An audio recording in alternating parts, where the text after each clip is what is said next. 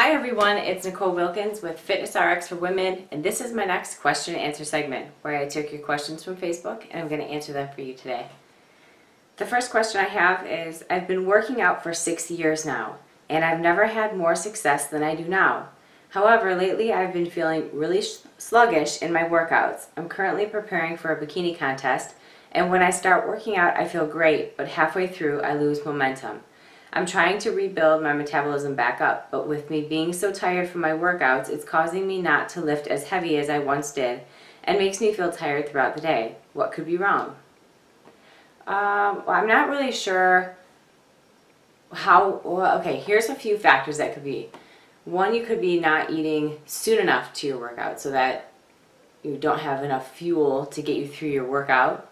It could also be that you're not taking in enough calories throughout the day. It could be that you're not drinking enough water. It could be that you're not getting enough sleep. It could be so many factors. So really take a look at your nutrition, because that's going to be what's going to give you more energy. If your carbohydrates are low, then obviously that will affect your total energy output and as well as your strength. I don't know what you're eating exactly, but I would take a look at those things first. The next question I have is, everyone has their body part or body region that they have to work a little harder than others. Mine is the lower region, booty, legs, calves, which is very similar to a lot of women. Nicole, I want to know how many times a week I should work my lower region. What are the best exercises to do to make the best and most effective impact? And how many rest days should I take after each leg day? Thank you. Your legs are a huge muscle group, so I really don't recommend training them at more than twice a week at the most. If you hit them really hard, once a week can be sufficient.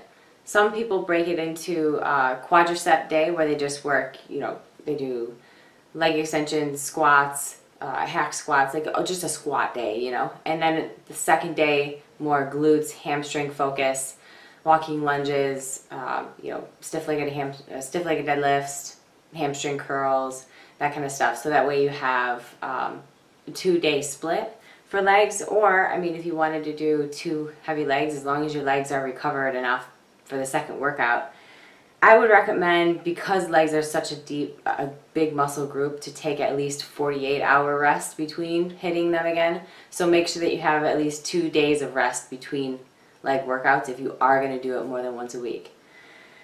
As far as the best exercises, obviously, squats, lunges, I'm a huge fan of those 2 in particular. And then just really focus on the mind-muscle connection, go slow and controlled, get full ranges of motion, because if you're doing squats and you're not going low enough, you're not really getting the full benefit of the exercise.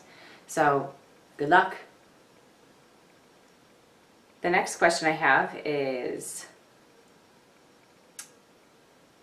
I've started back on leg weights after being diagnosed with bulging discs, confidently squatting 20 kilograms and doing step and body pump classes. I'm finding my outer quad starting to firm up nicely, but struggling to tighten up the inner quad. Any exercise tips? Well, I've actually had bulging discs and a herniated disc in my lower lumbar, so I'm very familiar with your pain. I'm glad to hear that you're feeling better and you're able to push yourself a little bit more. As far as the inner thigh, anything wide leg, so sumo squats, where you're doing wide leg squats with the dumbbell between your legs, or going on the Smith machine, or using a regular barbell and doing wide leg squats, that will help with the inner thigh. There's also, the adductor machine, where you start with your legs out and you pull them in to work the inner thigh. But a lot of that is body fat. So if you really tighten up the diet and make sure that you keep that in mind, that will help too. So keep working hard.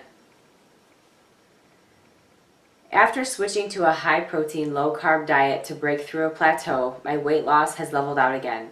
I know I should vary my workouts, but what should I change on the nutrition side? I feel like my current diet is good to jumpstart weight loss, but tons of protein doesn't seem good long term because of the stress it places on kidneys. What are your thoughts? Well, I really don't know exactly what you're eating, so for me to say you need to increase this or decrease that or try this or try that, I really am kind of blindly offering advice. But usually if you're at a high protein, low carb diet and your weight is hit a stopping point, it could be because your calories may be too low. And it seems kind of crazy, you know, my calories are really low, I should be losing weight, I should keep losing weight, but sometimes your body is very smart.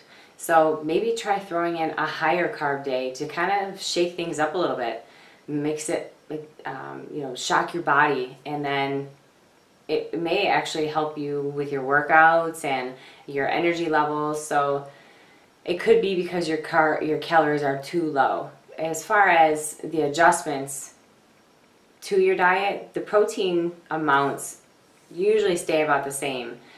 I would adjust your fats and your carbohydrates the most.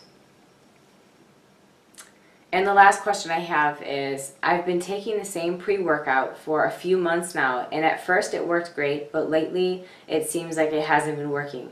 Why is it no longer giving me the extra push it once did?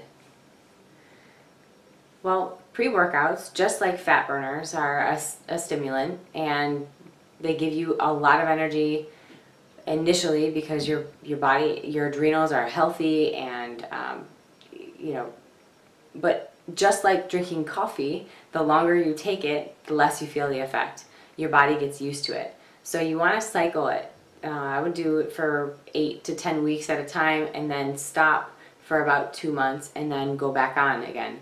That way you're constantly allowing your body to not get used to the same thing over a long duration of time. So that's why your body is just getting used to it. So take a break from it. A few months is a long enough time to,